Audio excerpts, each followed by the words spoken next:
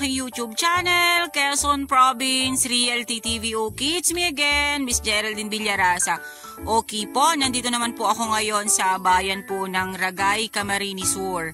Meron po akong iba-vlog na isang property, siya naman po ay beachfront.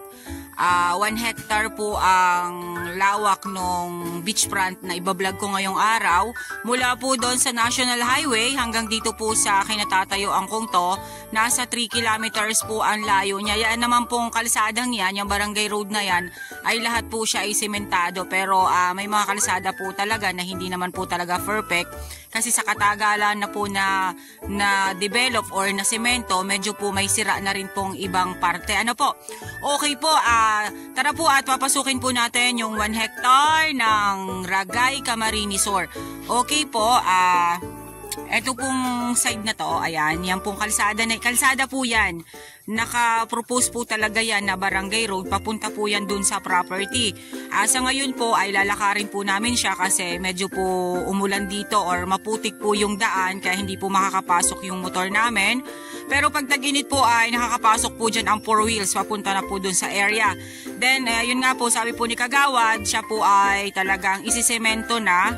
May budget na po siya. Sisementohin na lang po. Okay po, tara po at pupuntahan po natin ang 1 hectare ng Ragay, Camarines Sur. Okay po, ito pong binabagtas namin to.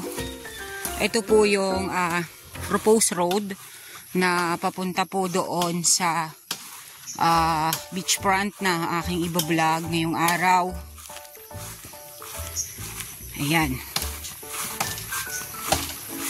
Pasensya na po, medyo na po madilim yung aking video. Kasi pahapon na po kami nakarating dito sa Ragay. Yun, ayon po kay Kagawad, ito po talaga ay nakaano na siya. Dapat po ay nung pang nakaraan to masisemento. Na lang po ay inabot nga po ng eleksyon nung nakaraan. Kaya hindi na po siya nakasemento. Hindi po siya naipasemento.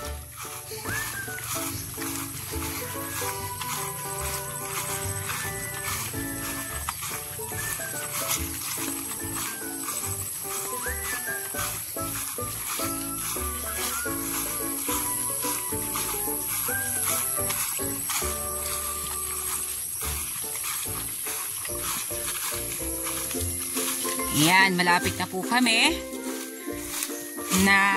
Aamoy ko na po ang simoy ng dagat. Basta yan pong nilalakarin namin na yan. Yan po yung barangay road.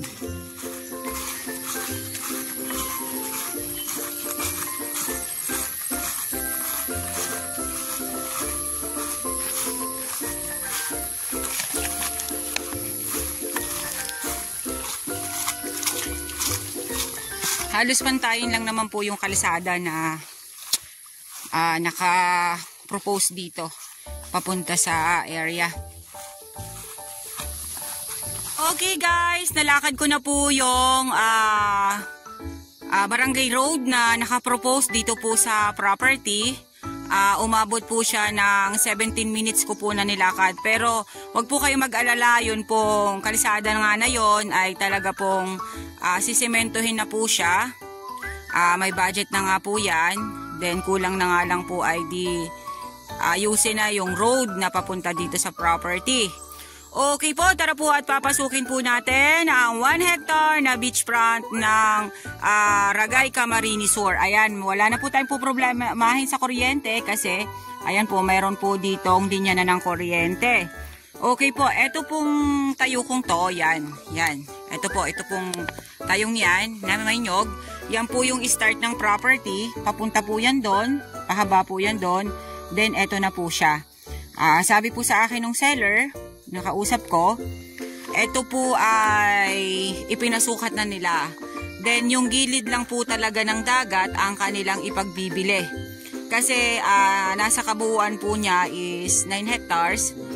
Then yun, ito lang pong dagat na to ang ipagbibili nila na 1 hectare. Ayan, napakarami po ditong matitigas na punong kahoy.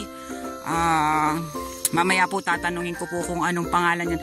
Ano na nga bang puno ito? No. Hindi yan akasya. mamaya kay tatay. Ayan, pasensya na po. Talagang hindi ko po, nasa dulo na po ng dila ko yan. Hindi ko lang po mabanggit. Basta matigas pong kahoy yan. Then ayan, may mangga na po dito. Then napakarami po nyug dito sa property. Okay po, ayan. Napakarami pong puno ng maulawin. Ayan. Isa po yan sa pinakang matigas na kahoy dito sa amin sa probinsya. Ano po? Okay po, lalakarin na po natin yung 1 hectares ng ragay. Pasensya na po kayo dahil talagang medyo madilim na po ang aking pagbablog. Dahil ginabi po kami ng punta dito. Ito po ay biglaan lamang. Ano po? Ayan. Yung pong babang yon, ayan, ay napakarami po niya dong dalandan. Ayan po, may mga dalandan po dyan.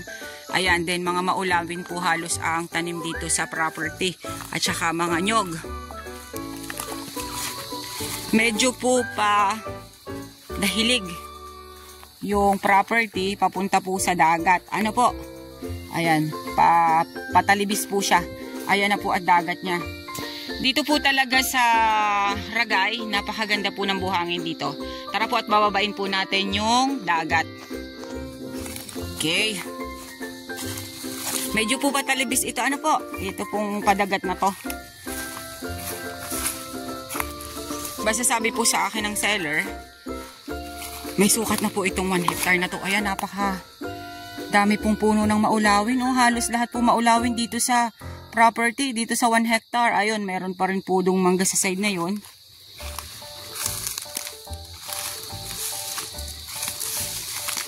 Ayan. Ganda po nung area. Saan kayo dumaan? Hoy!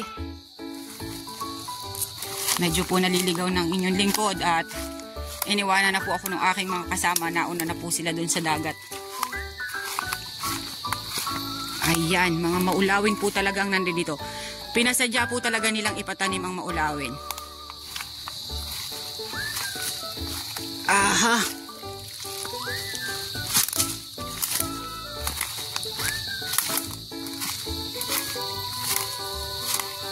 Ayan, medyo po pa-overlooking siya. Ano po?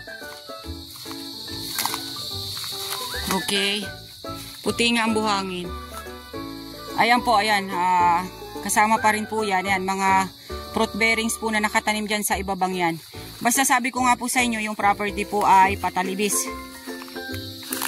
Okay po, ayan po yung property. Yan po yung haninang pinanggalingan ko. Then yan nga po, overlooking po yung dagat. Ano po? Ayan. Nandito po tayo sa taas. Ayan po yung karagatan ng Ragay, Camarines Sur. Diyan po sa side na yan ay talagang pababa po siya. Ayan, pababa po siya. Then meron nga pong nilagay dito na hawakan para po bumaba doon. Then 150 meters po ang frontage niya dito sa dagat mismo. Then ayan po ang karagatan ng Ragay, Camarines Sur.